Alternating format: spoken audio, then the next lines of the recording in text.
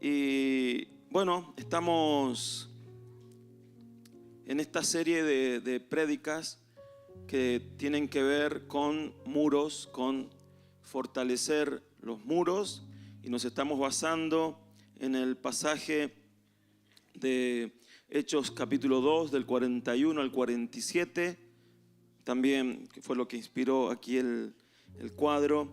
Y en estos versículos estamos viendo varias cosas que la iglesia del primer siglo tenían como algo fuerte, como algo en lo que trabajaban fuerte. Era la esencia también de la iglesia, como una marca muy, muy importante en ellos. La primera prédica que vimos fue la de la palabra, de fortalecer el muro de la palabra, y nos estuvimos allí metiendo profundo en lo que era el estudio de la palabra, el valor de la palabra, escuchar la voz del Señor, tener esa disciplina de poder leer la Biblia, todo lo que significa la palabra, ¿sí? La semana pasada vimos fortalecer los muros de la unidad, y la iglesia necesita estar unida siempre, siempre. El enemigo justamente trabaja en desunir, porque sabe que cuando hay división, entonces hay un muro con grietas o un muro debilitado que puede derribar y puede entrar para hacer desastres. Yo no lo había mencionado pero la semana pasada, pero se me venía a memoria ahora. Hay un líder secular, un hombre que se llamaba Maquiavelo, ¿se acuerdan algunos? Y ese hombre tenía como eslogan: divide y reinarás, ¿no? Y él, desde su posición de gobierno, de rey, lo que hacía era mantener al pueblo dividido por medio de murmuraciones, de cosas que inventaba y cosas que permitía que se den allí en el pueblo para mantenerlo dividido y de esa manera reinar sobre el pueblo. Bueno, eso es sumamente diabólico, sumamente satánico, ¿no? Porque lo que el Señor establece como un diseño de Él es justamente la unidad, ¿sí? La unidad. Y no está de más esa frase que muchos conocemos, que no es bíblica, pero quizá puede tener su inspiración bíblica, que dice en la unidad está la fuerza. ¿Cómo es? La unión hace la fuerza, ¿sí? Tiene su inspiración, porque cuando estamos unidos, hermanos, créame que una iglesia unida es una iglesia que avanza, una iglesia que no la para nada. Así que por eso somos llamados a la unidad. Y hoy vamos a ver otro muro que en realidad ya lo estuvimos viendo un montón, porque en Centinelas lo vimos, y de ahí para acá estuvimos hablando muchísimo acerca de la oración, de la intercesión. Así que yo le preguntaba al Señor: ¿y qué hablo, Señor? Porque ya hablamos tanto de esto. Tuve por decirle: bueno, NASA, ¿qué podemos hablar? ¿No? Bueno, pero créanme que no me va a faltar, me va a faltar tiempo, porque hay tanto para hablar acerca de lo que es la oración, ¿sí? La oración y todo lo que implica poder tener una vida de oración, ¿eh? La oración, ahí leíamos en el pasaje ese de Hechos 2, 41 al 47, en una parte de todo ese párrafo dice: los cuales también se mantenían fieles a las enseñanzas de los apóstoles y en el mutuo compañerismo, en el partimiento del pan y en las oraciones. Se mantenían fieles en todas estas cosas, entre ellas las oraciones. Fidelidad a la oración, ser fieles a la oración. La palabra fidelidad muchas veces también se traduce como perseverar, perseverar. Y la iglesia está llamada, mi hermano, a ser fiel en la oración, a no orar solamente cuando me está pasando algo, a no orar solamente cuando estoy en una situación media compleja y como último recurso, porque ya agoté todos los demás, ahí voy y oro. No. La oración tiene que ser un estilo de vida que se anticipe a lo que viene. Porque sabes, hermano, que cuando estás conectado al Señor, cuando estamos conectados al Señor, la palabra nos enseña que nosotros nos conectamos al Espíritu Santo. Y cuando vos estás conectado al Espíritu Santo, el Espíritu Santo ejerce su ministerio. Y el Señor Jesús dijo que el Espíritu Santo en su ministerio, Él obraba en enseñarnos todas las cosas, guiarnos a toda verdad, mostrarnos o sea, enseñarnos, y también dice, y aún mostrarnos lo que vendrá.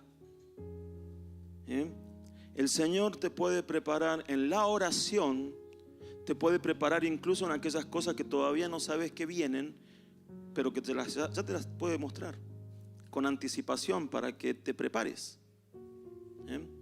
Para que te prepares. Por eso la vida de oración es sumamente importante. La oración es una disciplina, es un hábito nuestro. Y es una de las disciplinas básicas del cristiano, porque la oración la encontramos desde el Génesis al Apocalipsis, siempre destacada como una de las disciplinas o hábitos que tenemos que desarrollar y que no tenemos que descuidar. Si yo les preguntara, no necesito que me contesten, pero si yo les preguntara a ustedes, ¿están conformes con sus vidas de oración? Bueno, pregunta para vos, contestátela en tu corazón. ¿Pero estás conforme con tu vida de oración? Yo me acuerdo en algún momento de mi vida que leía que Daniel oraba 3 veces al día, ¿no? Y abría las ventanas y apuntaba hacia Jerusalén, porque él estaba en Babilonia. Apuntaba hacia Jerusalén y oraba hacia allá, porque allá estaba el templo, pero él oraba, y 3 veces por día. Y yo decía, qué flojo este Daniel. No, porque estuve en un momento de mi vida que, bueno, en ese momento estaba buscando trabajo, era mucho, hace como 20 años fue, hermano, así que estaba buscando trabajo y tenía tiempo y estaba reencendido con la iglesia y buscaba, y claro, me lo pasaba orando. No tenía, digamos, las rutinas diarias que quizás hoy podemos tener muchos, el trabajo, la familia, los hijos, todo, ¿no? Entonces, en ese momento, era como que me lo pasaba orando y yo decía, qué flojo este Daniel, che. Y hoy digo, wow, qué hombre este Daniel. Qué hombre este Daniel. Ojalá pudiéramos nosotros imitarlo, ¿sí? Y desafío, ¿sí? Para orar por lo menos 3 veces por día. Algunos oran cuando dan gracias por la comida y ahí meten todo, ¿no? Gracias por la comida, Señor, y te pido por todo. Vos sabés que son todas las cosas, ¿no? Y no es así. Ahora vamos a ver que no se trata solamente de orar y ahí hacer un paquete y, Señor, vos sabés todo. No, el Señor quiere escuchar así más detallado. Pero la oración es entonces una disciplina espiritual, y cuando hablamos de disciplina básica no estamos hablando de una disciplina simple, sencilla, sino que estamos hablando de una disciplina que establece base.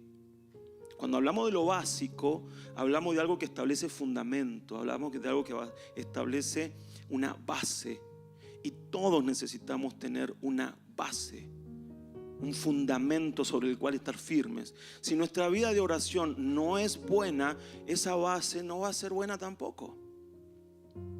Nuestra vida espiritual depende de los hábitos espirituales, entre ellos la oración.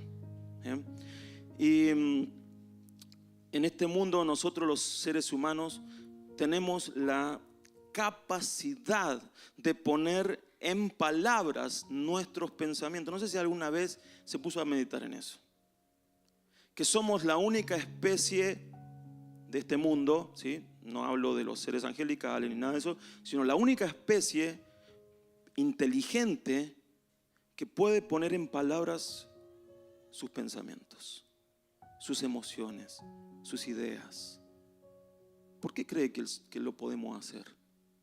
Porque cuando Dios nos creó, Él quería tener comunión. Quiso un ser con el cual hablar. Aparte de todos los ángeles, ¿no?, que estaban ahí. Pero Él creó al hombre para tener comunión, para hablar. Por eso es que la oración no es algo religioso. Algunos toman la oración como algo religioso. Como voy, hago mis oraciones y vuelvo, y no es así. Porque lo que el Señor nos enseña en la palabra, que la oración es un momento de conversación con Dios. Sentarme a charlar con Él, a hablar con Él.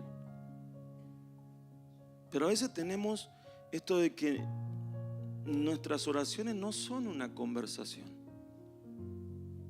A veces son más un monólogo de parte nuestra, y un monólogo en el que sacamos el listado de supermercado y le empezamos a pedir.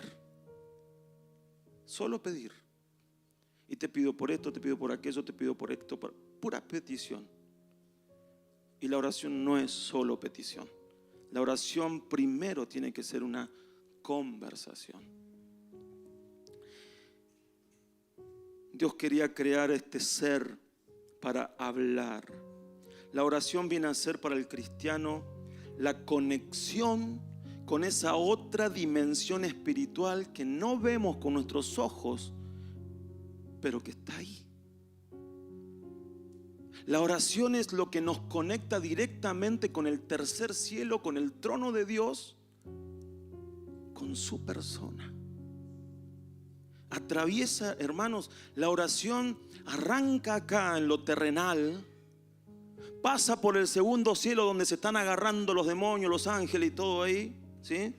Y pasa para el trono. Y en el trono nos atiende el Padre. Y eso es, nosotros quizás hoy no nos damos cuenta, pero es algo tan sobrenatural y tan poderoso.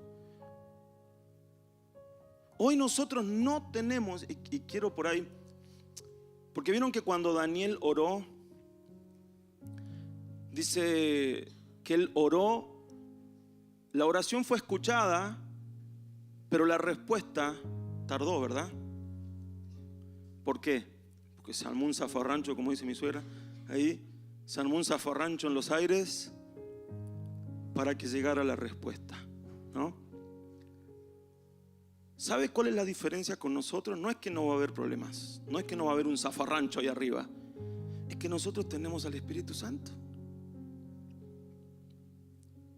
Y el Espíritu Santo nos responde inmediatamente. Dios no tiene que mandar un ángel. Dios no tiene que mandarlo a Gabriel a traer la respuesta, porque ya envió al Espíritu y está en nosotros. Por lo tanto, no tenemos que esperar respuesta a menos que Dios diga, espérate un cacho, pero te lo vas a saber.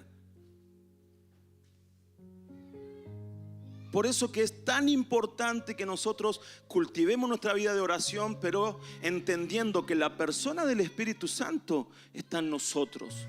Ya estamos conectados. Ya hay Wi-Fi, lo más pro que existe, ¿sí? Las antenas de Elon Musk quedan chiquititas, ¿eh? Estamos pero conectadísimos. Y todo eso, mis hermanos, gracias a la obra de la cruz. Antes de la obra de la cruz, sí, Dios tenía que enviar a sus ángeles a traer respuestas o a hacer llamados. ¿Dios lo puede hacer hoy? Sí, lo puede hacer, mi hermano, y va a ser sobrenatural, por supuesto. Pero lo más grandioso de nosotros, la iglesia, es que Dios ya envió su Espíritu. Y por medio de su Espíritu podemos escuchar su voz y entender las respuestas de Dios a nuestras oraciones. Todo eso es gracias a que el Señor vino a morir en la cruz. Y a través de la cruz luego el Espíritu Santo se derramó sobre la iglesia. Y todo el que ha nacido de nuevo, todo el que tiene el Espíritu Santo en su corazón, tiene conexión directa al cielo. Conexión directa. Nunca lo dudes. Nunca. Si el Espíritu está en tu vida, estás con conexión directa al trono por la obra de la cruz. Dice la palabra allí en Hebreos 4:6: por tanto, acerquémonos confiadamente al trono de la gracia para alcanzar misericordia y hallar gracia para cuando necesitemos ayuda. Acerquémonos, ¿cómo? Confiadamente. Confiadamente. Como cuando un hijo se acerca a un padre amoroso y le dice: papi, necesito algo, o papi, necesito que me ayudes, o papi, necesito simplemente hablar con vos. Confiadamente. Hebreos 10, 19 al 22 dice: así que, hermanos, teniendo libertad para entrar en el lugar santísimo, que es el lugar del trono, por la sangre de Jesucristo, por el camino vivo y nuevo que Él nos abrió a través del velo, esto es de su carne, y teniendo un gran sacerdote sobre la casa de Dios, acerquémonos con corazón sincero, en plena certidumbre de fe. O sea, entramos, mi hermano, no entramos por nosotros. Yo no entro a la presencia de Dios porque soy Ricky.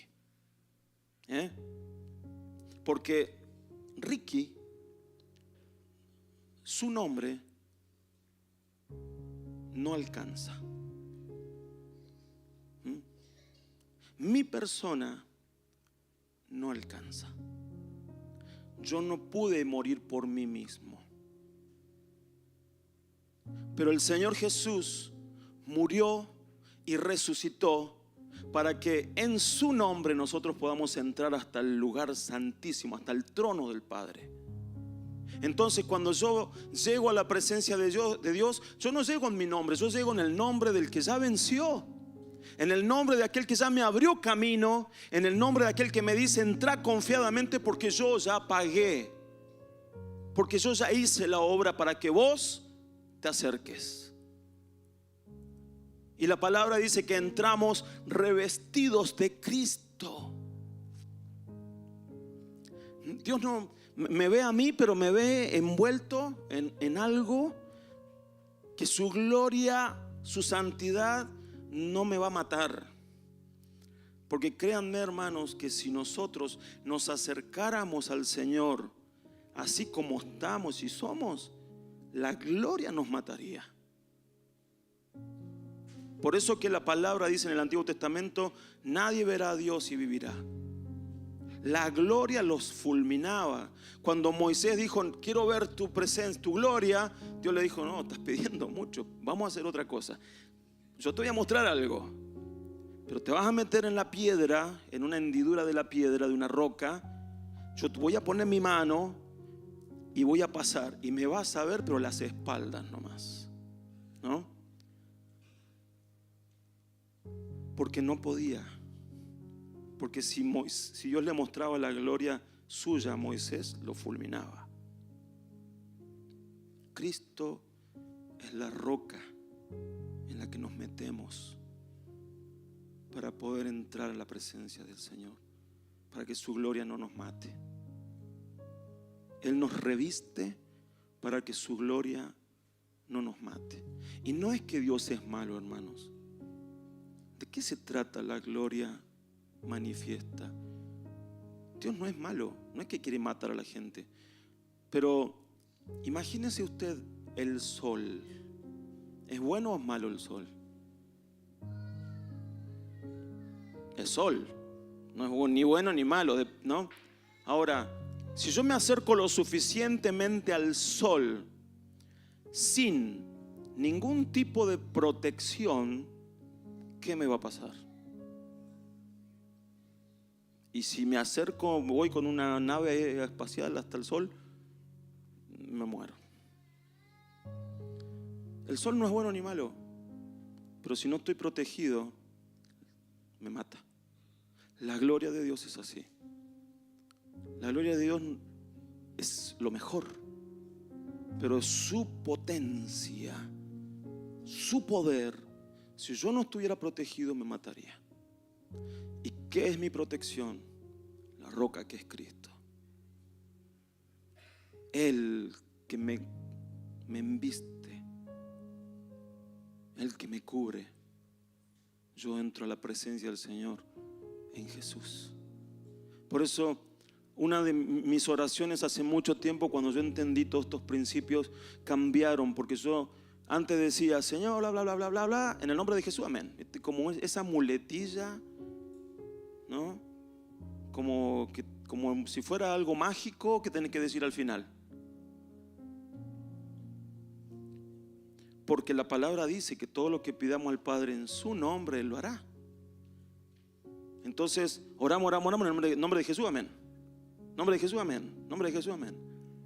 Y no nos damos ni cuenta que estamos diciendo. Por eso yo siempre oro, pero digo, Señor, y conscientemente lo quiero decir, en el nombre de Jesús, y empiezo mi oración. Porque quiero que sea consciente para mí que entro en su presencia en el nombre de Jesús. Si lo vas a decir al final, no hay problema. Decirlo al final, al principio, no importa. Pero sé consciente del nombre de Jesús. Amén. Entramos a su presencia en el nombre de Jesús. Por eso es tan importante que nosotros seamos personas de oración. Algunos han dicho que la oración para los cristianos es como el oxígeno. La necesitamos para vivir. Y es que la oración es nuestra conexión al trono de Dios. Para el cristiano la oración no es un rito. No debería. La oración para el cristiano tiene que ser una disciplina, pero a la vez tiene que transformarse en algo que anhele. No tiene que ser, tengo que ir a orar. Sino, necesito ir a orar. Quiero ir a orar. Cuando llegamos a ese punto de decir, tengo que ir a orar. Bueno, no, anda a orar. Anda a orar. Y empezar a desarrollar justamente amor por el tiempo de oración, deseo por el tiempo de oración. A veces hay cosas que como no las tenemos tan en el hábito, en la disciplina, nos va a costar al principio, pero después se vuelve una necesidad.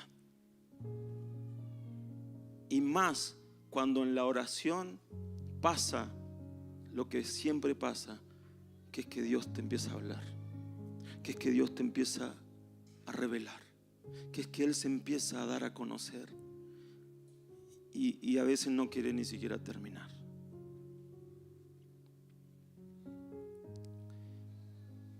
No por nada grandes cristianos de la historia dijeron cosas acerca de la oración.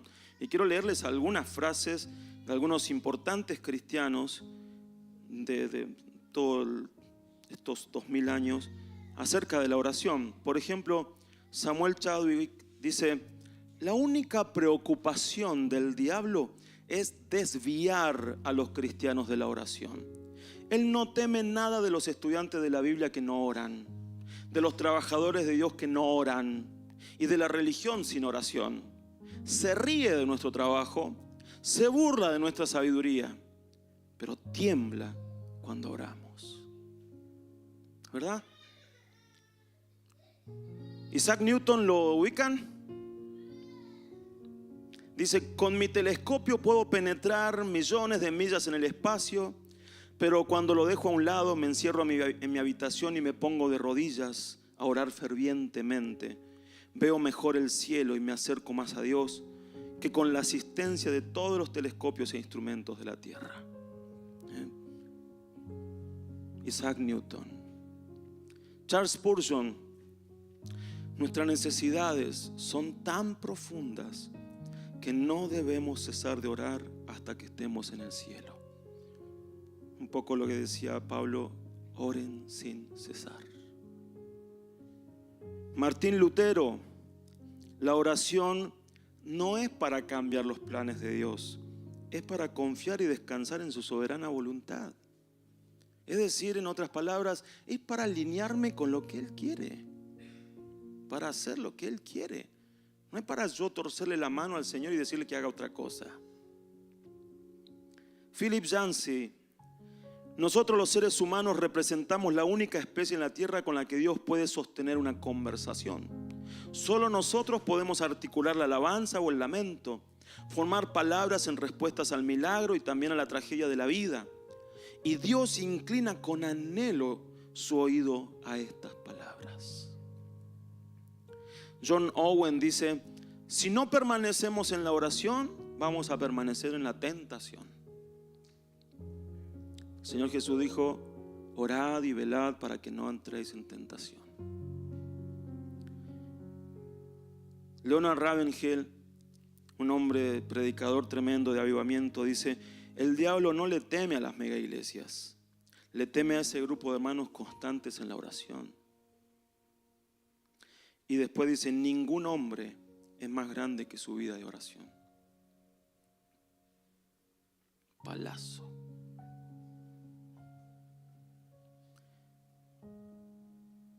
Y a mí me habla mucho también. Wayne Mack dice, la persona orgullosa es una persona de poca oración. O lo podríamos decir de otra manera, la persona que poco ora es orgullosa. Porque la oración nos habla de dependencia de Dios. Y si no oramos y hacemos las cosas sin orar, es porque estamos diciendo yo no necesito que Dios me ayude, yo lo puedo hacer solo. Por eso necesitamos, mi hermano, cambiar y comenzar a valorar lo que es la oración. En la Biblia, los que oraban, todas las oraciones que tenemos, todos los que oraban lo hacían con la seguridad que podían cambiar el rumbo de las cosas, y tenemos muchos ejemplos de eso. O sea, gente que decía, esto está pasando, esto no es de Dios, y comenzaban a orar y a interceder y cambiaban el rumbo de historias. Cuando habla de Elías, Santiago dice, un hombre sujeto a nuestras pasiones. O sea, no era distinto de nosotros. Dice, pero él oró y 3 años no llovió. Y después volvió a orar y llovió. Y Santiago dice, él no era distinto. Solo era alguien que oraba.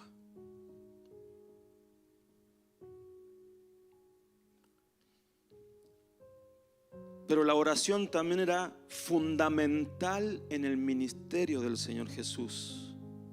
Fundamental. Yo quiero leerle algunos pasajes de esto. Hay muchos pasajes, no quise ponerlos todos, pero puse algunos. Lucas 3, 21, 22 dice, un día en que todo el pueblo estaba siendo bautizado, también fue bautizado Jesús. Y mientras Jesús oraba, el cielo se abrió y el Espíritu Santo descendió sobre él en forma de paloma. Entonces vino una voz del cielo que decía, tú eres mi Hijo amado en quien me complazco. Estaba siendo bautizado, lo levantaron del agua y él estaba orando. Todo el momento lo vivió en oración. Y entonces vino el Espíritu Santo y se escuchó la voz. ¿Cómo te acordás de tu día de bautismo? ¿Cómo fue? ¿Estabas orando o estabas más preocupado que no te dejaran abajo? ¿No? ¿En qué estabas pensando en ese momento?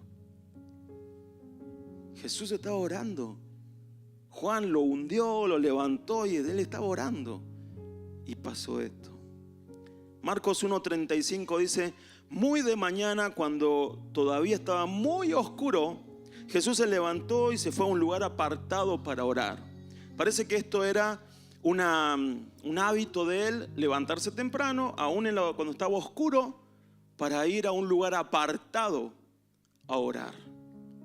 Y ese es una muy buen ejemplo para tomar, mis hermanos, que cuando oremos podamos estar en un lugar apartado. Si oramos solos, ¿verdad? Si estamos obviamente en grupos, a mí me encanta orar en grupo, pero cuando estoy solo necesito estar en un lugar apartado donde no haya interrupciones. Jesús lo hacía temprano. Lucas 5:16 dice: pero Jesús se retiraba a lugares apartados para orar. Lucas 6:12: pero por esos días Jesús fue al monte a orar y pasó la noche orando a Dios. ¿Sabe qué hizo esa noche?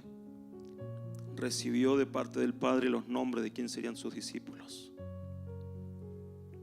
Lucas 9:18 dice: un día mientras Jesús se apartó para orar, les preguntó a los discípulos que estaban con él: ¿quién dice la gente que soy yo? Cuando él se apartó a orar, luego vino y le hace esta pregunta a los discípulos. Y Lucas 9:28-29 dice: como 8 días después de que Jesús dijo esto, subió al monte a orar y se llevó con él a Pedro, Juan y Jacobo, y mientras oraba cambió la apariencia de su rostro y su vestido se hizo blanco y resplandeciente. Jesús oraba. Uno podría decir: pero Jesús no tenía la necesidad de orar si Él era Dios hecho hombre. Pero Él quería estar conectado con su papá y dejarnos un ejemplo de que si Él necesitaba orar, nosotros también. Si Él necesitaba estar conectado, ¿cuánto más nosotros? Muchas veces queremos hacer su obra sin orar,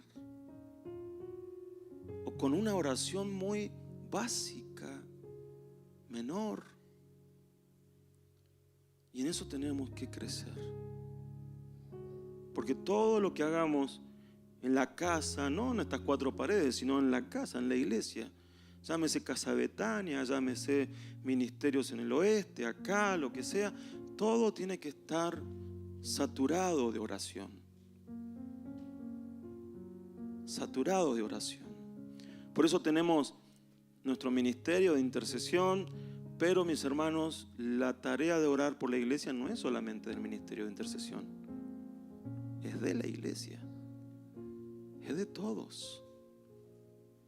No podés decir: bueno, a ver, le voy a decir a NASA que ore por tal cosa y después yo me olvido, total, NASA está orando. No, si no oro yo. Con estos versículos entonces quiero enfatizar la importancia que tenía la oración en la vida y ministerio del Señor Jesús. Él lo hacía con un doble propósito: estar con el Padre y recibir las instrucciones. ¿Saben qué? Cuando Jesús se levantaba temprano a la mañana y oraba con el Padre, era para hacer la agenda del día. A ver, papá, ¿qué hacemos hoy? ¿Qué hacemos hoy, Señor? ¿Y cómo sé eso? Porque después el Señor dice: las palabras que yo hablo son las que el Padre me ha mostrado. Las obras que yo hago son las que el Padre me ha dicho que haga. ¿Y dónde lo obtenía eso? Orando. Entonces se levantaba para hacer la agenda del día y oraba. Una frase de Martín Lutero que no la puse ahí dice: mañana tengo tantas cosas que hacer que necesito pasar las 3 primeras horas del día orando. Wow. ¿Qué descubrieron ellos que nosotros no, hermanos? ¿Qué descubrieron ellos en la oración que nosotros no.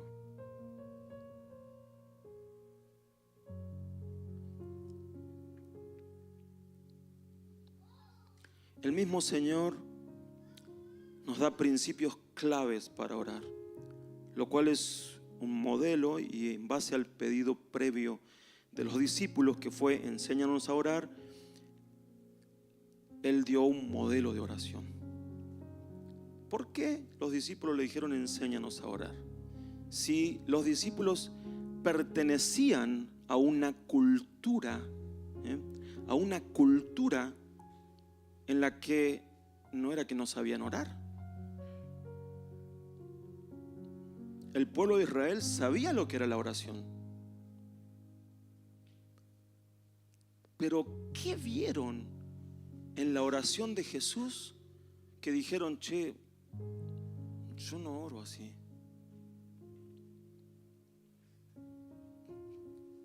Algo me falta. ¿Por qué mis oraciones no se ven como las de Jesús? ¿Por qué mis oraciones no se escuchan como las de Jesús? En este libro justamente se llama Enséñanos a orar, de Cornwell, algo así. ¿Ah? Russell. Cory Russell. Justamente se llama así, y una frase dice: nuestra vida de oración es anhelada por otros. O sea, como le pasó a los discípulos con Jesús.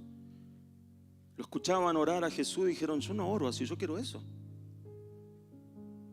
Cuando nos escuchan a nosotros orar, ¿qué dicen las personas?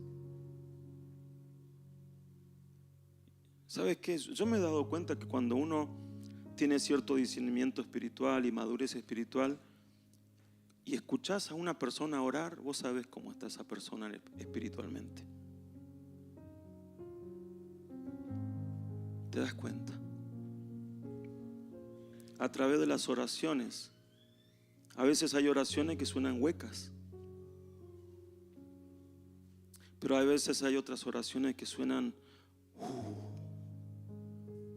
grosas. Y una persona que ora lleno del Espíritu es distinto. Es distinto. Se percibe distinto, espiritualmente distinto, todo es distinto. Entonces, así como le pasó a Jesús, las personas que nos escuchan orar, ¿anhelan tener la vida de oración que yo tengo? ¿Qué le pasó? O sea, a los discípulos los miraban a Jesús, che, pero ¿qué tiene el que ora de esa manera? Y eso fue lo que los llevó a ellos a decir, Jesús, enséñanos a orar. Enséñanos a orar. Y ahí es donde el Señor Jesús tira este modelo, esta oración modelo, que la tenemos que tomar, pero no tiene que ser una cuestión religiosa para repetir cómo quedó en la iglesia oficial, sino que tenemos que tomar el modelo de lo que el Señor Jesús quiere que oremos, porque Él dice, cuando oren, ustedes deben orar, dice, por eso ustedes deben orar así. Deben orar así. No dice repitan conmigo. Oren así. Tomen el modelo, tomen el ejemplo. Oren así. Y en la oración que el Señor hace, yo la voy a hacer muy rapidito, pero están todos los ingredientes y los elementos que el Señor quiere que estén en nuestras oraciones. Dice, Padre nuestro que estás en los cielos, santificado sea tu nombre. Es una oración de adoración, de exaltación, de reconocimiento, de intimidad. Y es lo primero que el Señor dice. ¿Entramos así nosotros en nuestras oraciones? Entramos con Padre, reconociendo a quién le estamos hablando y quién es Él. Padre, y no es solamente Padre, es papá, papi. Padre nuestro que estás en los cielos, en todo lugar, santificado sea tu nombre. O sea, tu nombre se ha puesto en un lugar que no se puede comparar con nadie. Vos sos único.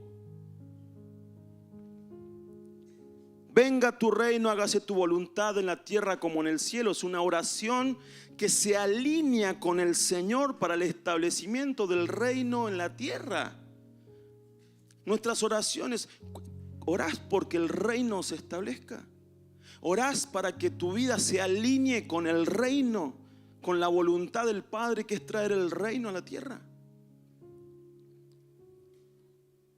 Fíjese que arrancamos y no arranca pidiendo, o sea, no arranca pidiendo para uno. Venga tu reino. ¿Cuánto tiempo pasamos alineándonos con el corazón del Señor para que el reino de Dios se establezca? Tercera cosa, ahora aparecen las necesidades. Oración por las necesidades básicas.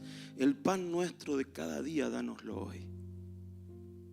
El pan nuestro. Recién ahí. Y siempre me llamó la atención esto, ¿no? De que el Señor diga el pan nuestro como lo necesario y lo que necesito para hoy. Lo básico y necesario para hoy. Y es como que el Señor dijera, y como lo enseñó muchas veces, no se afanen por el día de mañana. Vivan el día a día. Muchas veces nosotros, si no tenemos una chequera ya bastante bien, que nos dé tranquilidad, es como que nuestras oraciones se sienten tensas cuando hablamos de lo económico. Y el Señor está enseñando aquí el pan nuestro de cada día, lo básico, lo sencillo de lo que necesitas para hoy.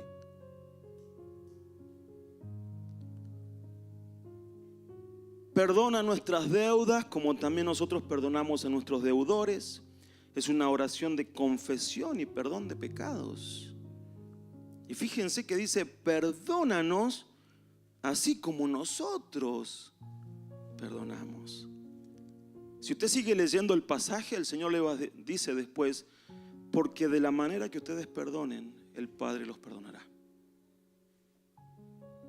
O sea, si vos no perdonás, no esperes a que el Padre te perdone. Y a veces nosotros pensamos que Dios, no, si Dios me tiene que perdonar porque Dios es bueno. Dios siempre perdona. Dios no perdona si vos no perdonas.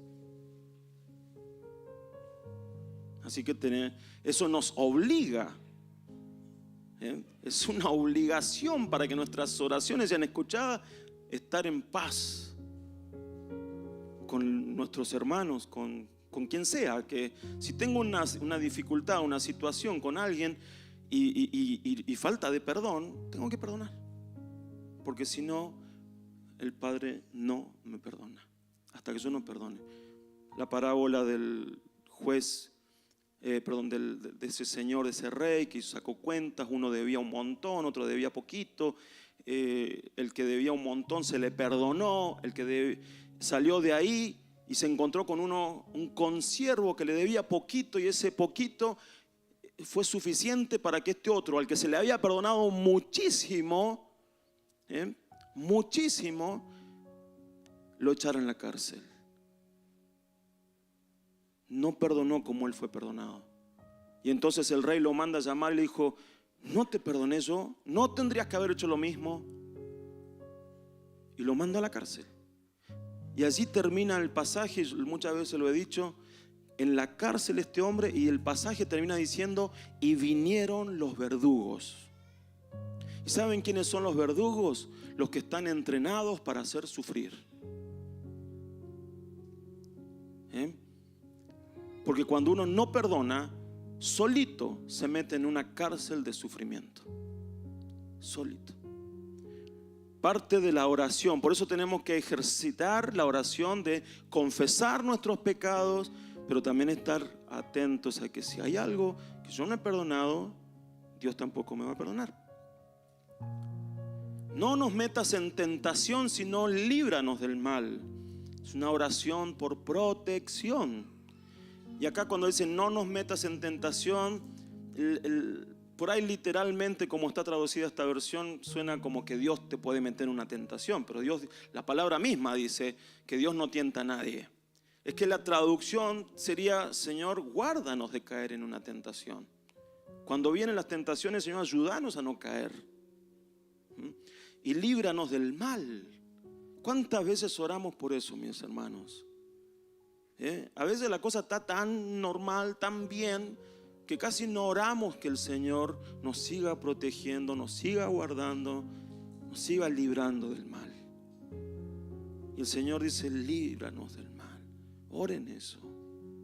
Oren por no caer en tentaciones, que el Señor les dé fortaleza para no caer. Pero oren también para que el Señor los libere. Acá se presenta lo que conocemos como la intercesión guerrera, como las oraciones de lucha espiritual. Entendiendo que el nombre de Jesús es el nombre que vence al enemigo, que ya lo venció. Y tenemos que hacer retroceder al enemigo para ser librados del mal, porque tenemos al Señor que ya venció. Tenemos al Señor que es el soberano, el creador, el todopoderoso de nuestro lado. Y el Señor dice que en el nombre de Jesús se sujeta todo principado, toda potestad, todo se sujeta al nombre de Jesús. Por lo tanto, si yo invoco el nombre de Jesús, las tinieblas tienen que huir. Tienen que huir. Y termina con una adoración final. Dice: porque tuyo es el reino, el poder y la gloria por todos los siglos. Amén.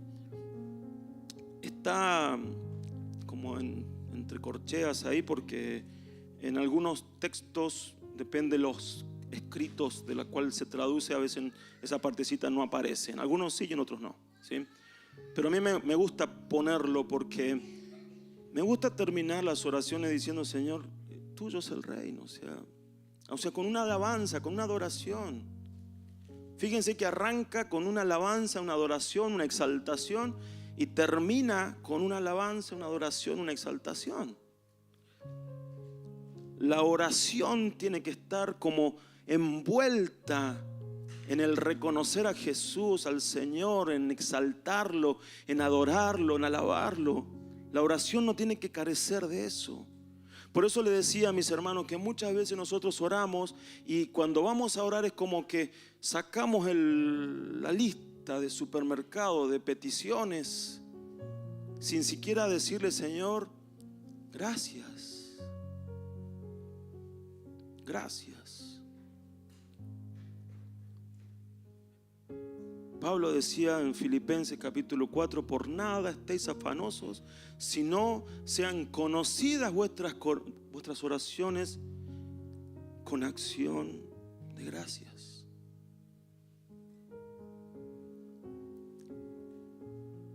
Yo creo que tenemos que cambiar mucho, hermanos, en orar. Por eso te decía al principio: ¿estás conforme con tu vida de oración? Y no es solamente con cuánto oramos, sino en la calidad de nuestras oraciones. Y el Señor nos dejó un modelo para que oremos. Ahora, este es el modelo, pero previo a eso el Señor dio unas indicaciones en Mateo 6, 5 al 8 de cómo tiene que ser nuestra actitud para orar. Dice: cuando ores, no seas como los hipócritas, porque a ellos les encanta orar en pie en las sinagogas y en las esquinas de las calles, para que la gente los vea. De cierto les digo que con eso ya se han ganado su recompensa. Pero tú, cuando ores, entra en tu aposento y con la puerta cerrada, ora a tu Padre que está en secreto, y tu Padre que ve en lo secreto te recompensará en público. Cuando ustedes oren, no sean repetitivos como los paganos, que piensan que por hablar mucho serán escuchados. No sean como ellos, porque su Padre ya sabe de lo que ustedes tienen necesidad antes de que ustedes le pidan. ¿Cuáles son la actitud al orar, o lo que yo tengo que tener en cuenta? Primero, ¿con qué motivación oramos? Cuando ores, no seas como los hipócritas. Los hipócritas son los que fingen ser algo y no son otra cosa. Una palabra que se usaba en tiempo de Jesús para los actores, los que se ponían máscaras para fingir ser otra persona. Y Jesús dice, no sean hipócritas. Cuando entramos a la presencia del Señor, yo no puedo entrar como un hipócrita, pero acá estos lo hacían para que los vean en público, para que la gente diga, wow, mira cómo ora. Y usaban seguramente palabras raras y teológicas y hasta cambiaban la voz.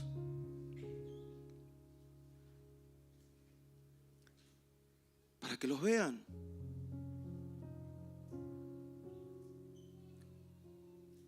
Al orar debemos evaluar nuestras motivaciones. Por muy espirituales que suenen nuestras palabras, si no tienen la motivación correcta, no tendrán ninguna respuesta. O sea, yo me puedo parar acá a orar y hacerme una oración, pero si mi motivación no es correcta, no va a tener respuesta. Puede sonar muy bien y a ustedes los puedo maravillar, a ustedes los puedo obnubilar, pero no al Señor. ¿Y a quién tengo que? Ni siquiera lo puedo maravillar con una oración al Señor.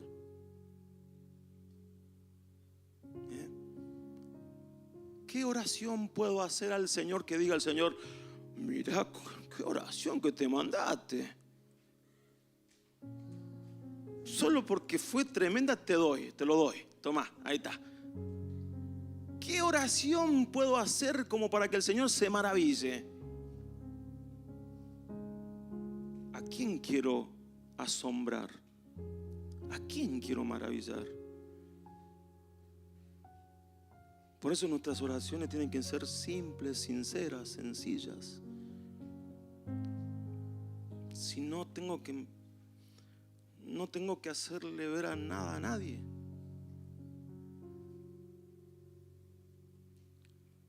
Por eso los fariseos buscaban la recompensa del reconocimiento por parte de la gente.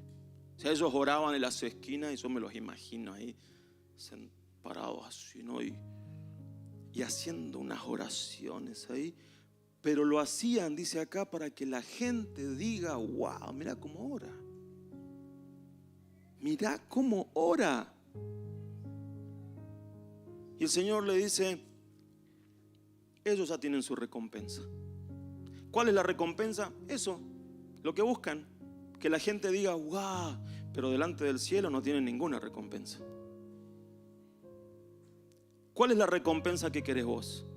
¿Que se admiren de vos como orás? ¿O que allá en el cielo el Padre diga, esta es una oración que está llegando? Esta es una oración que me gusta, que huele rico. ¿Cuál es la recompensa que buscas? Acá la oración puede sonar muy fea o muy simple, pero mientras allá en el cielo el Padre se agrade de eso, ya está. Ya está. Yo he estado en lugares donde he escuchado orar hombres de mucho conocimiento de la palabra, teólogos y pastores con muy poco estudio, simples.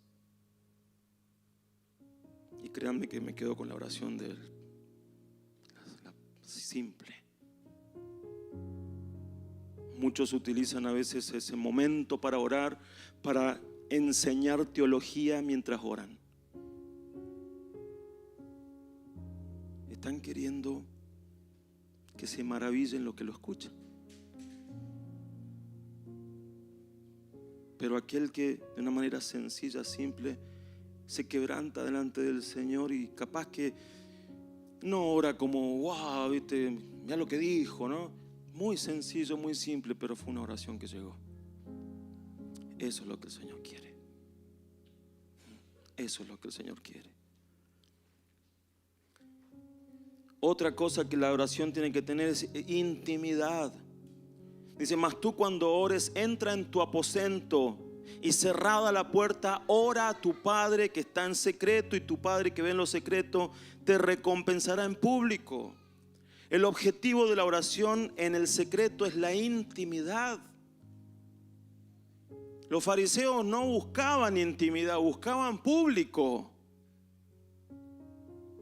Público. Y lo que el Señor quiere es intimidad.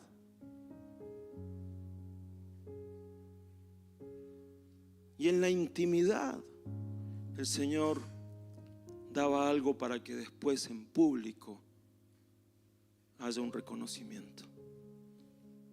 Por eso, hermanos, todo el que quiere plataforma quiere público. Y el Señor capaz que le permite estar un tiempito y después. Pero el que busca primero intimidad, el Señor lo lleva a la plataforma. El Señor lo levanta. El Señor lo recompensa en público. Pero el que invirtió en la intimidad.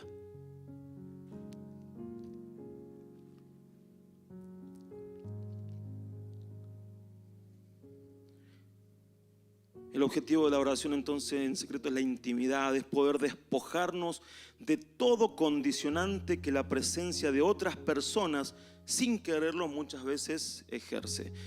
Al haber gente y aún orando con las motivaciones correctas, uno se siente que debe decir frases bien hechas. O sea, es como que si orás en grupo a veces te sentís un poco obligado a tener que decir frases bien hechas. No por Dios, sino por el que está al lado tuyo. Es como, capaz que no lo querés hacer, querés hacerlo lo mejor posible, pero con otras personas es un condicionante. Salvo que te olvides de las personas que están al lado y ores como te sale y como el Señor quiere escuchar, sin tener que agradar al que está al lado tuyo. Sin tener que agradarlo.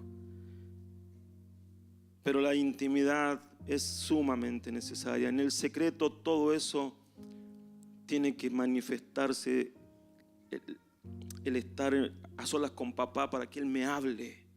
Salmo 51:6 dice, mírame, tú amas la verdad en lo íntimo. Haz que en lo secreto comprenda tu sabiduría. Ahí, en lo íntimo, en lo secreto. Otra cosa, evitar el palabrerío, dice el Señor. Tienes que evitar el palabrerío. Y orando no uséis vanas repeticiones como los gentiles que piensan que por su palabrería serán oídos.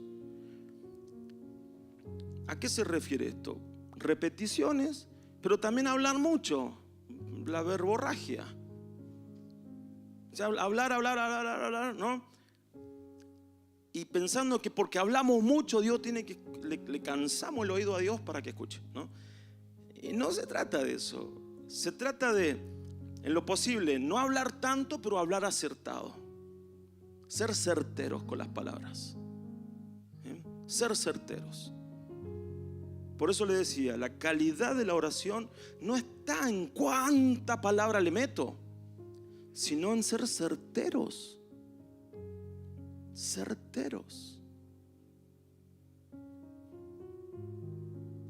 Los fariseos usaban repeticiones y palabreríos que nosotros tenemos que poder no hacerlo. A veces caemos en frases hechas entre nosotros mismos. O sea, ya arrancamos diciendo algo que ya lo tengo como incorporado. O sea, gracias, Señor, por la comida. Ya tenemos como una oración armada.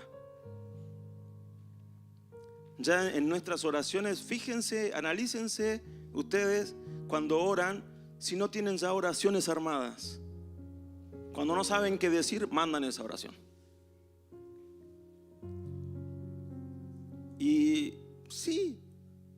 repetimos algo para rellenar. Pero guarda con que sea un vano palabrerío. Vanas repeticiones, rezos. Otra cosa, Dios sabe de antemano.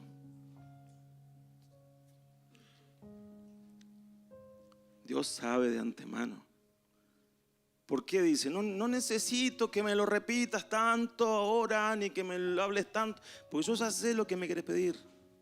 Lo único que necesito es que me lo digas, pero decímelo bien. ¿No le ha pasado con sus hijos? ¿A los que tienen hijos? Que dan vuelta para decirte las cosas hasta que te la dice. Bueno, Dios dice, yo ya sé lo que me vas a pedir. Solo necesito que me lo digas, pero decímelo bien. Claro, entendible, en el mismo código. Sé certero.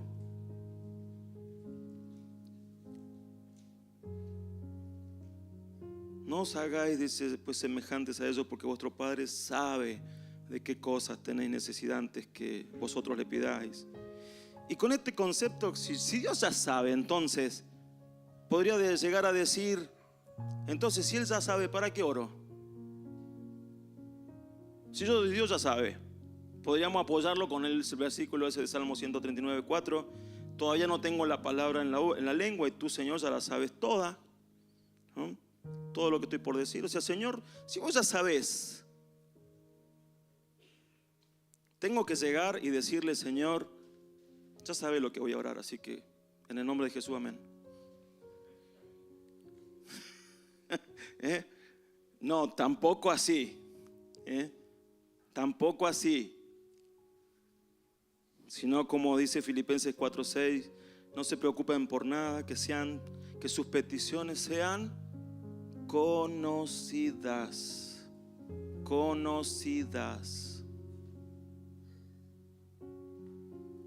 Delante de Dios en toda oración y ruego con acción de gracias. El Señor quiere escucharlo. Quiere escucharlo. Quiere que vos le digas lo que vos necesitas. Bueno, pero entonces si se lo digo una sola vez, porque Él ya sabe. Si se lo decís una sola vez, ¿sabe qué va a pasar? Que Dios va a decir, bueno, no le interesa tanto.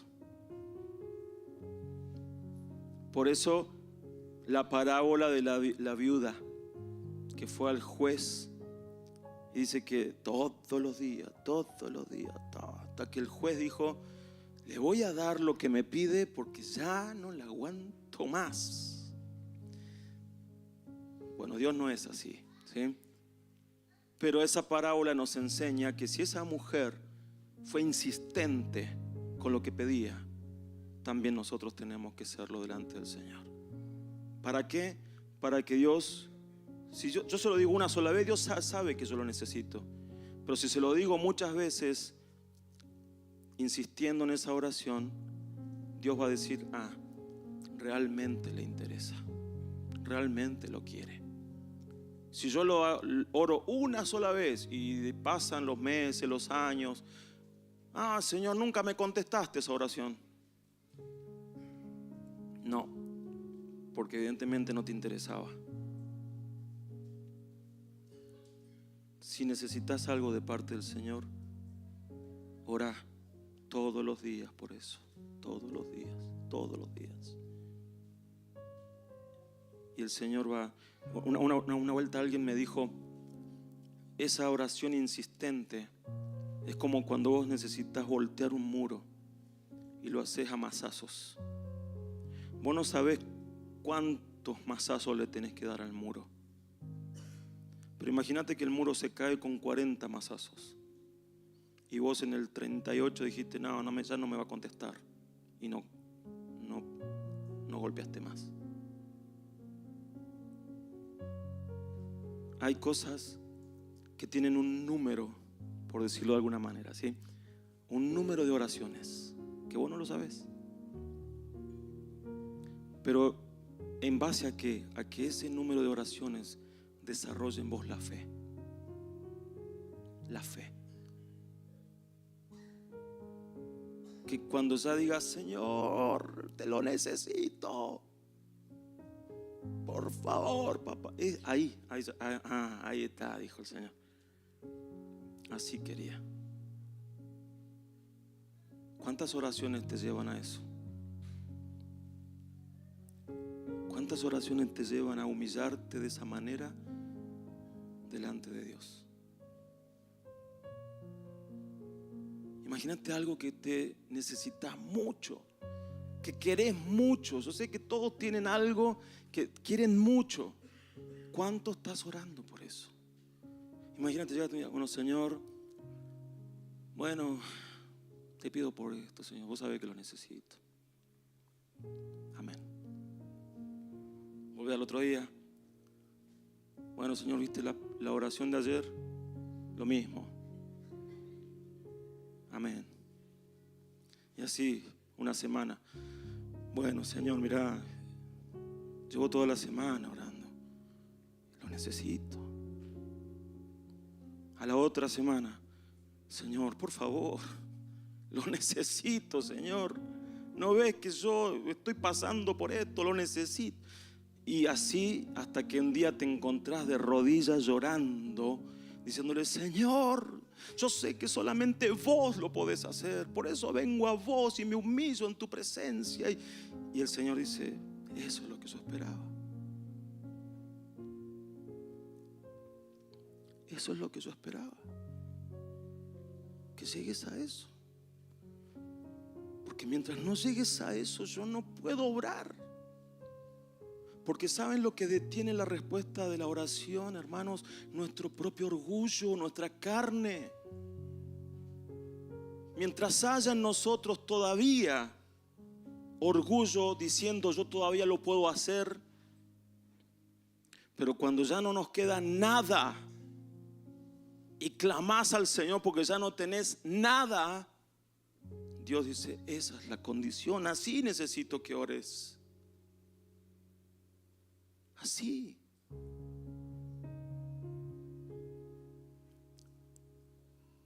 Dios quiere saber de nuestras oraciones.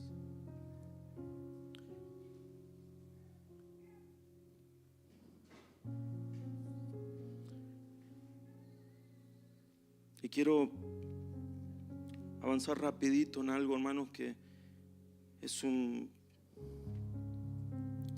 que la palabra nos enseña que la oración es como el incienso. En una oportunidad hablé sobre el altar del incienso justamente porque el altar del incienso representa las oraciones. Es el lugar desde donde salen las oraciones en el templo, dentro del lugar santo, y antes de entrar al lugar santísimo se encontraba el altar del incienso. Y el incienso en la palabra representa las oraciones. Apocalipsis 5:8 dice, tan pronto como lo tomó, los 4 seres vivientes y los 24 ancianos se arrodillaron ante el Cordero. Todos llevaban arpas, también copas de oro llenas de incienso, que son las oraciones de los santos. Me llama la atención porque ni siquiera dice son como las oraciones de los santos. Dice son las oraciones de los santos. Copas llenas de incienso. Y Apocalipsis 8:3-4 dice, y otro ángel vino con un incensario de oro y se detuvo ante el altar. A ese ángel se le dio mucho incienso para que lo añadiera a las oraciones de todos los santos y lo ofreciera sobre el altar de oro que estaba delante del trono. De la mano del ángel subió el humo del incienso a la presencia de Dios junto con las oraciones de los santos. El incienso representa esas oraciones que suben al Padre. Por eso que en el Apocalipsis hay un concepto que se está utilizando hoy, que es arpas y copas. La adoración y la intercesión o la oración juntas. Siempre tiene que estar, la adoración y la intercesión tienen que ir de la mano. La oración y la adoración tienen que ir juntas. No es una cosa y la otra es otra. No, van juntas. Por eso nuestras vidas, para transformarnos en ese altar, tienen que tener las dos cosas: ser adoradores y ser personas de oración. Porque la adoración en definitiva es orar cantando, orar y decirlo de alguna manera, no solamente con música. La oración va de la mano de la adoración, junto va todo. Y saben que ese altar que está ahí está previo a entrar a ese otro lugar donde está el lugar santísimo, que es el lugar de intimidad. Pero ese altar nos enseña algunas cosas. Quiero ir rápido, esto no quiero detenerme tanto, pero yo lo vi como algo que necesitamos refrescarlo para entender mi vida, mi dinámica de oración y de adoración. Y en primer lugar, el altar me habla de un aroma permanente. Ese lugar que veíamos ahí es una habitación donde estaban otros muebles como la menorá, la lámpara de 7 brazos, y también la mesa de los panes, la proposición, pero estaba este altar. Y la oración debe ser tan constante como el incienso que se quemaba 2 veces por día. Uno a la mañana temprano cuando se hacía el primer sacrificio del holocausto, y el otro cuando se hacía el otro sacrificio, cuando se había consumido el sacrificio, el holocausto. 2 veces. Por eso les decía, ¿cuántas veces oramos? Porque el olor del incienso era permanente. Era permanente. Yo tengo que tener una vida de oración. No es que voy a estar arrodillado las 24 horas del día, sino que mi actitud, mi vida de oración tiene que tener un aroma permanente. ¿Huelo a oración? ¿Huelo a adoración? ¿A qué huelo? ¿O huelo a carnalidad, a egoísmo? ¿A qué huelo? El lugar donde estoy huele a oración, a adoración. La oración mantiene la conexión con Dios y transforma ambientes, porque el incienso era algo que sube y representa lo que sube, que son la adoración y la oración, y conecta con el cielo. Y lo hacemos por medio de Jesús. Conecta con el cielo, pero también gobierna un ambiente. El lugar santo era lleno, gobernado por el aroma del incienso. Gobierno en oración. Mis lugares donde me muevo, hay olor a oración, hay olor a incienso, pero la oración, está ese olor. Se debe reflexionar sobre la cantidad de oración en la vida diaria. El incienso o este altar era algo que podría sonar rutinariamente, lo tengo que hacer. Pero yo tendría que ponerme por lo menos una disciplina de decir, bueno, cuando me levanto en la mañana oro y cuando me acuesto en la tarde oro. Spurgeon decía, la oración debería ser la llave que abre la puerta a la mañana y el cerrojo que cierra la noche. O sea, que todo esté empapado de la oración. También la oración debe tener aroma aceptable. El incienso es un perfume, eran unas especias que se las prendía a fuego y ese humo o ese aroma se desprendía de prenderlas fuego. Entonces el incienso debe ser aceptable ante Dios siguiendo sus instrucciones, porque había el incienso que se preparaba, tenía una cantidad de especias específicas. No era cualquiera, era preparado para eso. Mis oraciones, ¿a qué huelen? Las oraciones que no son aceptables son las que huelen a egoísmo, donde yo y yo. Las oraciones que no son aceptables son las que son religiosas. Voy, oro, hago mi oración, cumplí, ya está. Las oraciones que no tienen respuesta y que no son aceptables son las que manifiestan indiferencia. No me interesa tanto, tengo que hacerlo, pero no me interesa tanto. Y las que manifiestan duda. Las oraciones que son agradables a Dios son las que están en su voluntad y son intercesoras. Cuando oramos acerca de quién hablan más mis oraciones, ¿para quién están orando o estamos orando?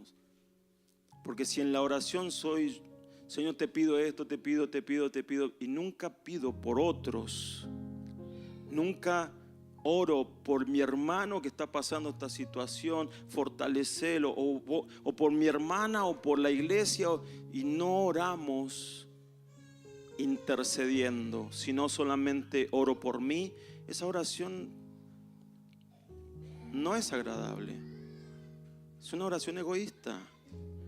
Pero cuando son oraciones en su voluntad y de intercesión, Dios las acepta. Y también hay una conexión entre los dos altares del templo. Porque en el atrio estaba el templo del sacrificio, un altar de bronce. Y adentro estaba el altar de oro, que era el del incienso. Esos dos altares se conectaban, porque para encender el altar de oro, yo necesitaba sacar fuego del altar del sacrificio.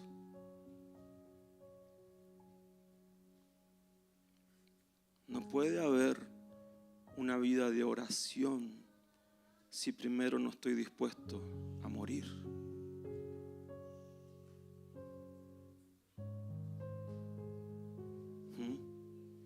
El altar del sacrificio es el altar al que Pablo nos invita a subir en Romanos 12:1, ¿no? En un sacrificio santo, agradable a Dios, entregándonos. Si yo no muero en el altar del sacrificio, no voy a poder tener fuego para el altar de la oración, del incienso. Y lo necesito. No se puede acceder al altar del incienso sin pasar primero por el altar de bronce. Las oraciones deben ser encendidas con el fuego de Dios, no solo con emociones humanas. El fuego de Dios es el fuego con el que se encendió el altar del sacrificio. De ahí se sacaba fuego para el altar del incienso. ¿Y saben qué, mis hermanos?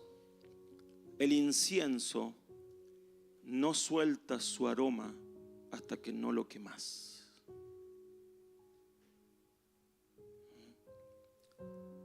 Guille, ¿qué ir pasando? ¿Sí? El incienso no suelta su aroma hasta que no lo quemas. Por eso necesitamos el fuego de Dios. Si nuestras oraciones son solamente emotivas, emocionales, sentimentales, eso es fuego humano. Dios necesita fuego del altar. Que tus emociones acompañen eso, sí, perfecto. Pero tus oraciones necesitan fuego de Dios. El fuego de Dios va a quemar el incienso, va a soltar aroma y va a llegar al Padre. Por eso necesitamos morir y desde ese mismo altar tomar el fuego para nuestra vida. Fuego en mi corazón, fuego en mí, para que mis oraciones realmente suenen, huelan, suban como Dios quiere. Amén. Por eso tenemos que primero morir. Morir a mí. Morir a nosotros. Y es lo que más cuesta, mis hermanos. Es lo que más cuesta, morir. Pero cuando morimos, podemos avanzar al otro altar, al que Dios quiere. Amén. Póngase de pie.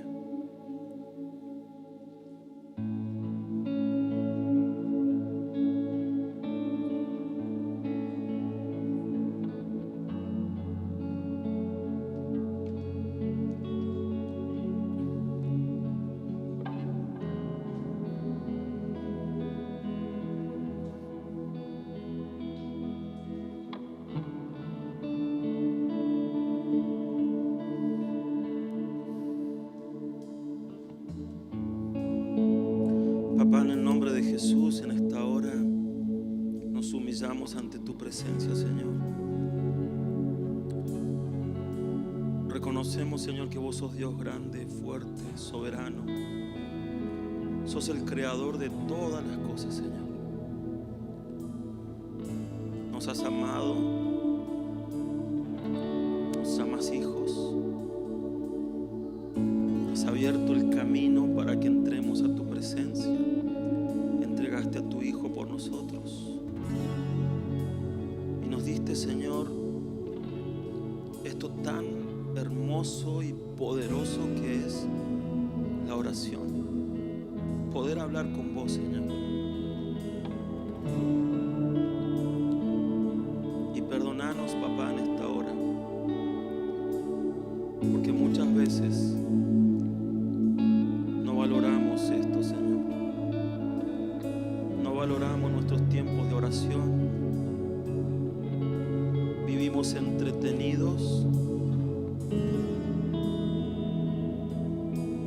Perdemos tiempo y no hemos cultivado nuestras vidas de oración. Yo ruego, Señor, para que nos volvamos una iglesia de oración. Una iglesia que entienda el poder que hay en la oración.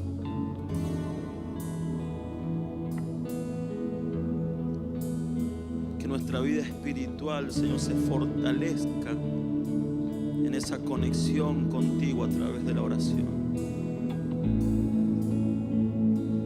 Que no descuidemos, Señor, esta disciplina tan necesaria.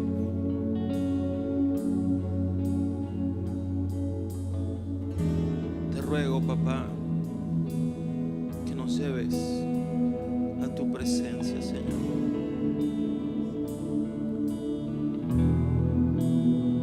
Pero sé, Señor, que hay mucho en nosotros todavía que tiene que morir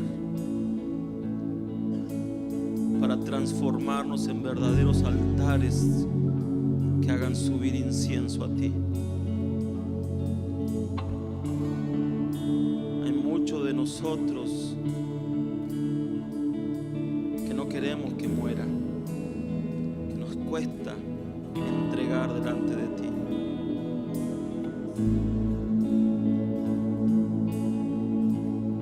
Y te pedimos perdón, papá. Que podamos escuchar, como dice el Salmo, Señor. Mi corazón ha oído decir: ven y conversa conmigo, y allí voy, Señor. Que nuestra respuesta sea esa, Señor.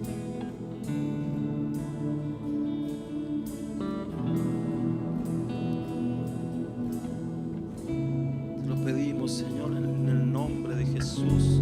Ayúdanos a crecer.